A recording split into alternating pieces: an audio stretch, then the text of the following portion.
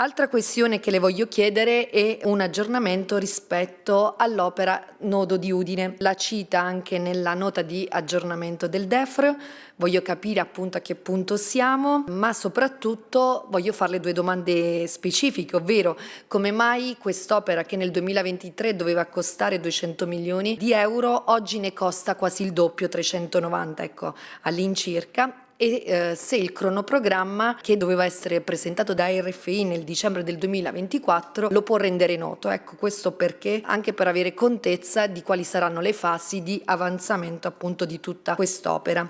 Riguardo il nodo di Udine, in questo momento siamo molto soddisfatti per quanto concerne la volontà del Ministero delle Infrastrutture e dei Trasporti, che è stata certificata da parte del Ministro stesso, del commissariamento dell'opera. Il commissariamento comporta due aspetti positivi: chiaramente l'impegno, che non può essere derogato da parte dello Stato, di coprire l'intera somma nelle annualità ovviamente previste, e allo stesso tempo di poter avere una serie di misure acceleratorie nelle procedure amministrative. Allo stato attuale, cioè prima della nomina del commissario, che stiamo attendendo, che dovrebbe essere lo stesso amministratore delegato di RFI, quindi l'ingegner Aldo Isi, il cronoprogramma è stato strutturato in base a quella che è l'iter progettuale, ovvero RFI può arrivare fino al progetto definitivo non approvato.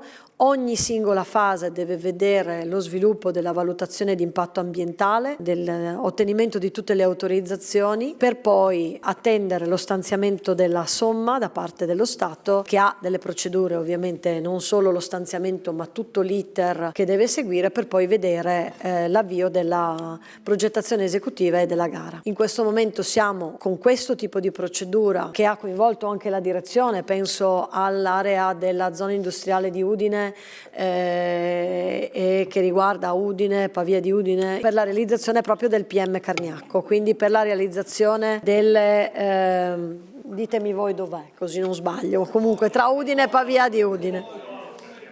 Pozzuolo, ecco, sapevo che ce n'era un altro, grazie mille, che non me lo ricordavo. Quest'area qui tra l'altro è interessata da un investimento anche da parte di una delle aziende insediate in COSEF, proprio per quanto riguarda il potenziamento del raccordo ferroviario. Quindi c'è l'opera di RFI, che è il PM Cargnacco, ovvero la nuova stazione merci di Udine, il mantenimento dell'attuale stazione merci Parco, giusto si chiama? PM Parco, Enzo?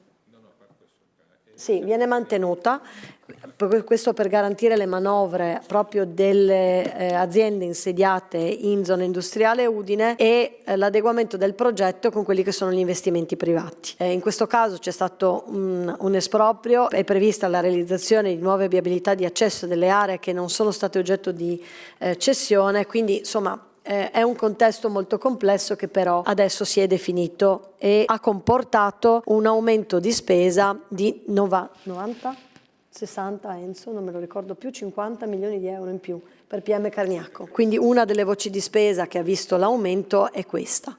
Le altre voci di spesa sono aumentate perché la valutazione era stata fatta ante 2022, quindi ante aumento dei costi, ed è stata attualizzata. Per quanto riguarda il cronoprogramma con la novità del commissario cambia completamente prospettiva, per cui se si era chiesto di arrivare al 2033 con la conclusione delle fasi necessarie ad arrivare al raddoppio della linea di cintura e alla realizzazione del PM Cargnacco, quindi mancando la realizzazione del raddoppio delle lunette necessarie allo svolgimento delle manovre verso le varie direzioni, Cervignano, Gorizia, Tarvisio, e comunque quindi con la dismissione della linea urbana al 2033. Al momento la nomina del commissario dovrebbe portare a un'accelerazione. Questo significa che sarà possibile approvare tutto il progetto fino alla fase 6, pur in pendenza del contributo su tutto l'intervento, la richiesta unica di valutazione di impatto ambientale sui progetti definitivi